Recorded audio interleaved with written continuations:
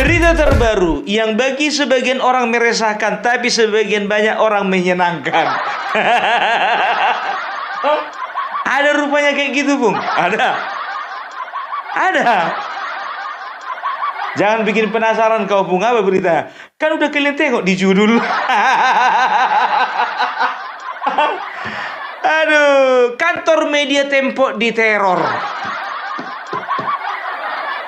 Kayak mana cara terornya, Bung? Dikirimi ke Bella Baby. Alah, parah kali yang ngirim ini, bah. Ini bulan puasa. Kalau ngirim itu kirim kelapa muda. Takjil. Ke Bella Baby kok kirim? Itu pun kepalanya aja, nggak ikut badannya. Bukan, Pak. Bukan, Pak.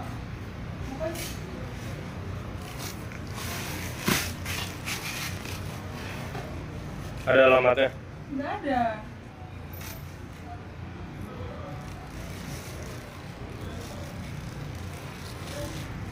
Apa, Bang? Daging. Kepala babi kan? Iya. Coba buka. Iya ini. Tuh. Babi kan? Nggak salah ya.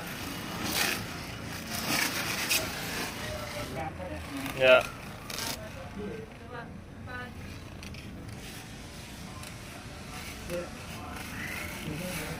Oh iya, kepala babi ini. Kalau babi nih. Bau banget ya. Siapa tadi yang nerima, Bang? Awal. Tadi Dica bawa dari bawah, Heeh. kotak besar, dikirim paket tidak dikenal, terus dibawa ke lantai kerja kami di Tempo, ikut buka dari awal, udah bau-bau busuk tuh. Pas dicek bawa ke bawah bener kepala babi juga. Siapa kira-kira ya? Agak susah ditebak ini. Kalau misalnya kepala banteng yang dikirim udah bisa kita tebak siapa yang ngirim. Ini kepala babi. Partai mana yang lambangnya kepala babi?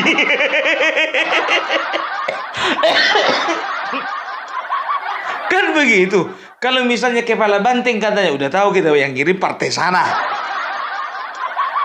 Kepala burung contohnya. Yang ngirim partai sana.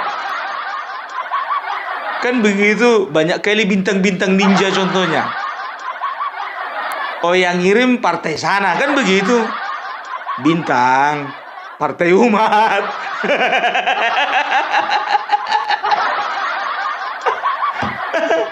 Ini kepala babi.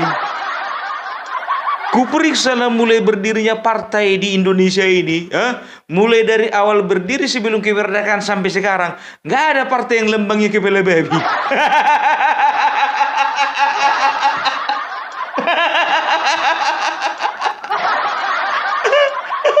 Aduh, makanya ini sangat misterius gitu loh, ya kan? Tapi jujur aja lah aku bilang, ya, kami sebagai masyarakat, cemana mau kami bilang, nggak ada yang bisa kami bantu. Kami hanya bisa mendoakan. Ya, kalau udah nggak tahan lagi kami tertawakan.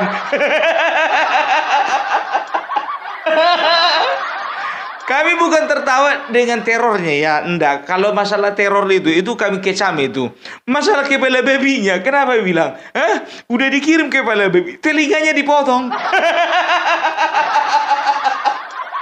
Enggak di situ telinganya. Gimana yang ngirimin yang dimasaknya juga telinganya di rumah?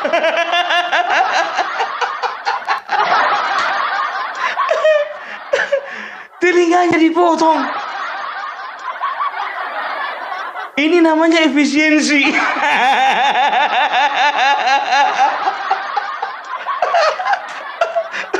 Aduh, yalah.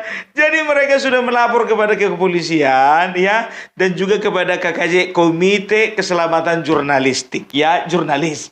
Jadi kalau bisa dikatakan jujur aja lah ya. Begini, ada beberapa pendapat. Ini pendapatku pribadi, aku punya hak ya untuk berpendapat. Ya. Jadi pendapat pertama, opiniku seperti ini. Ini sebetulnya mereka yang bikin ini. Kerja mereka ini. Ya, kenapa bilang? Kan kita udah tahu ya, bagaimana mereka saat ini ya selalu menyerang pemerintahan, selalu menyerang Bapak Joko Widodo, kan begitu. Nah, dan akhirnya mereka tidak mendapat simpati dari masyarakat, kan begitu. Tidak mendapat simpati masyarakat, dan juga kalau nggak salah yang kedua, donatur sudah berkurang.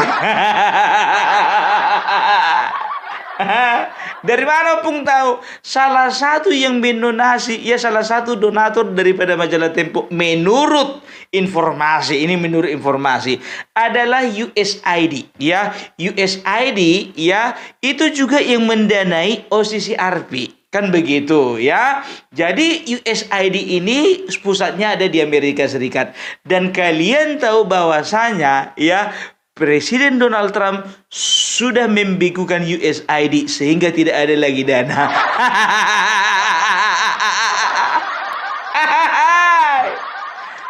Koreksi aku kalau memang bahasa membekukan itu salah, koreksi aku. Yang penting gak ada lagi mengalir dana. Karena USAID itu juga yang kemarin itu membiayai OCCRP. Yang kemarin dibilang katanya Bapak Jokowi raja korupsi. Yang digoreng sama Abraham Samad, digoreng lagi sama Amin Rais, digoreng lagi sama Rocky Gerung. Begitu narasumbernya langsung meminta maaf kepada Bapak Jokowi. Sampai sekarang munculnya Rocky Gerung gak ada minta maaf. Itu dia ya. Jadi mereka sudah kehilangan dana. Akhirnya apa? Ya mereka cari simpati lah. Karena apa? Mereka perlu dapat kepercayaan dari masyarakat lagi. Karena apa? Ya, mereka nggak punya dana. Ya otomatis dana itu mereka butuhkan dari masyarakat yang membeli majalah Tempo, yang menonton acara Tempo, yang membaca blog-blog mereka. Kan begitu? Itu perkiraan pertama. Mudah-mudahan salah. Mudah-mudahan. Ya, kenapa? Opung terlalu yakin. Sekarang begini, coba kalian perhatikan dulu. Pakai datang jam 16.15. Kan begitu. Yang menerima katanya pihak keamanan. Ditujukan kepada Francisca atau Cica panggilannya. Yang merupakan salah satu host dari Bocor Halus. Bocor Halus.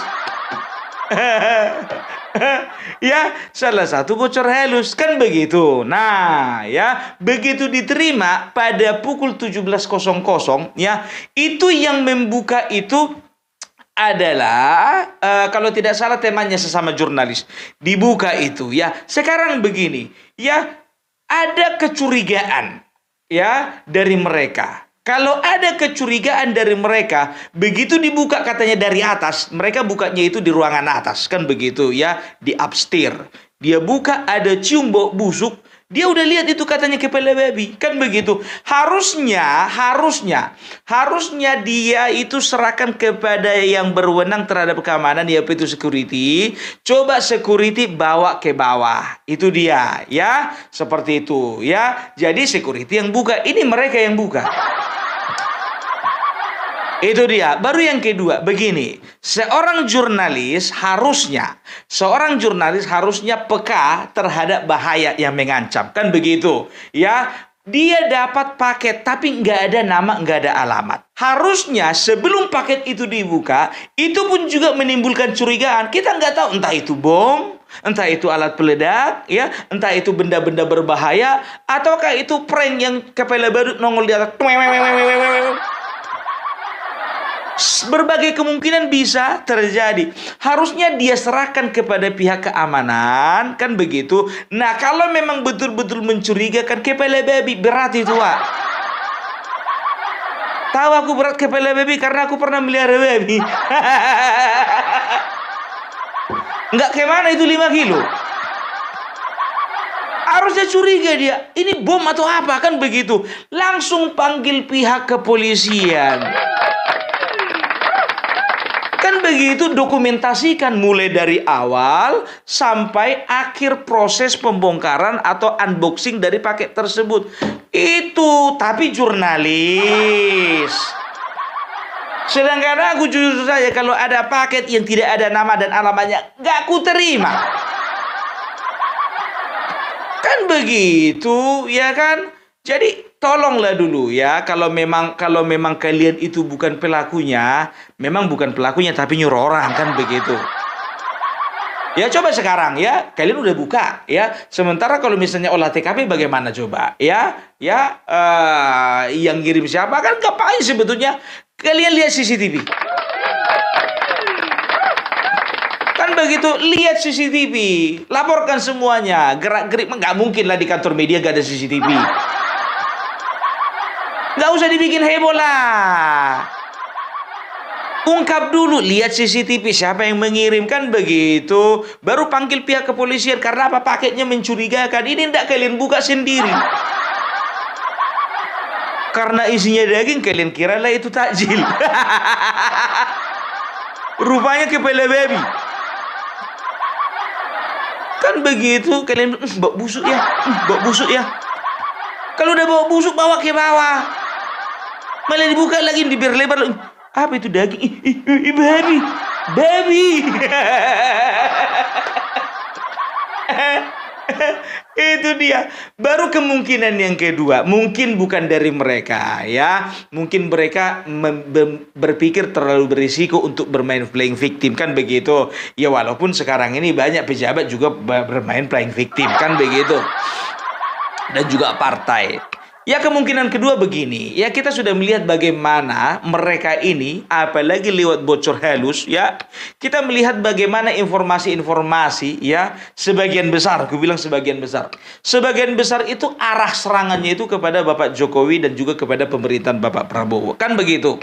Nah sekarang tidak bisa dipungkiri, ya sebagian besar masyarakat, ya itu sudah menilai bagaimana pemerintahan ini kita sudah bagus, Bapak Jokowi ini sudah membangun bangsa ini dengan baik. Kok tiba-tiba ada media yang dulu bisa dikatakan salah satu media kredibel, yang bisa dipertanggungjawabkan semua beritanya, tiba-tiba melakukan serangan bertubi-tubi gitu loh ya.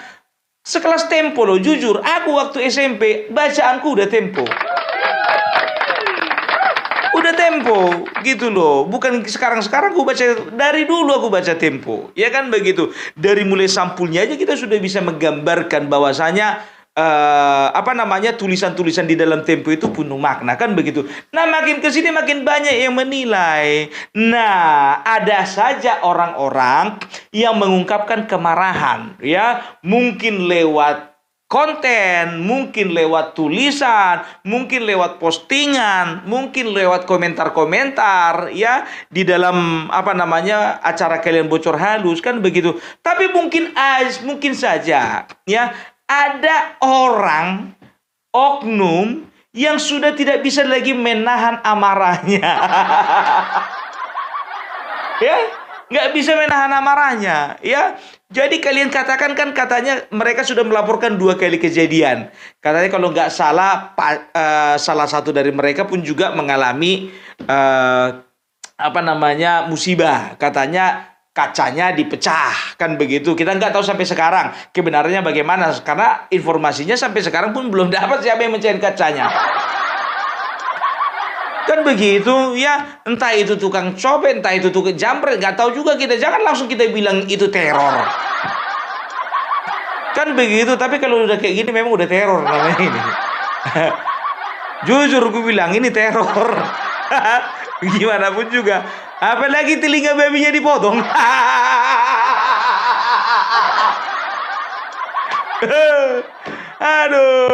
Aduh, jujur aja mungkin ini kemungkinan kedua.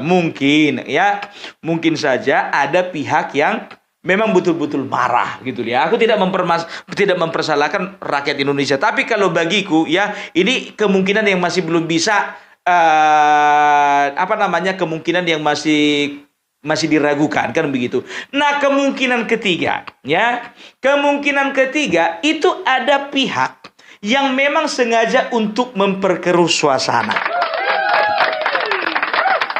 Ya, itu dia. Yang sengaja untuk memperkeruh suasana. Karena kita tahu, media Tempo bersama dengan pemerintahan, bersama juga dengan media-media yang bisa dikatakan media-media netral ya, itu kan berseberangan saat ini ya. Jadi ada pihak ini hati-hati ya, hati-hati. Tempo juga tidak boleh mengambil kesimpulan bahwasanya teror itu adalah dari kalangan orang-orang yang membenci mereka karena diserang ya, entah itu dari pemerintahan, entah itu dari kubunya Joko Widodo, entah itu kubunya Gibran, entah kubunya Bapak Prabowo ya. Harus positive thinking kan begitu ya. Jadi kalian itu harus berpikir juga bahwasanya ada kemungkinan besar orang-orang yang ingin memperkeruh suasana kan begitu, supaya kalian itu lebih lebih tajam lagi menusuk pemerintah, lebih berani lagi kalian untuk menusuk pemerintah. Karena apa? Ya, kalian pasti berpikir bahwasanya oh ini kerja pemerintah, ini kerja kubunya sana, ini kerja kan begitu. Padahal tidak ada. Itu kerjanya orang-orang tertentu yang ingin merusak ya, ingin mengganggu stabilitas jurnalistik di Indonesia. Jadi Opung percaya yang mana, Pung? Kayaknya percaya yang ketiga. Kalau dari mereka kayaknya playing victim kayaknya terlalu berisiko, kan begitu. Kalau dari masyarakat kayaknya aku yakin lah. Apalagi masyarakat rakyat 58% nggak punya sifat seperti itu. Hanya masyarakat 16% dan 24% yang mau melakukan hal-hal konyol.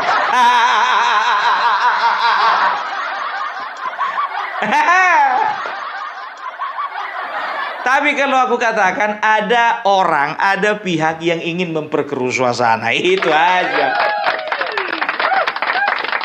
Tapi santai aja lah, jujur aja aku bilang, Opung Parbela ini udah berapa kali kena teror. Yang kalian kira aku ketawa-ketawa kayak gini nggak pernah kena teror? Tapi ku hadapi semuanya itu memang dengan gagah berani.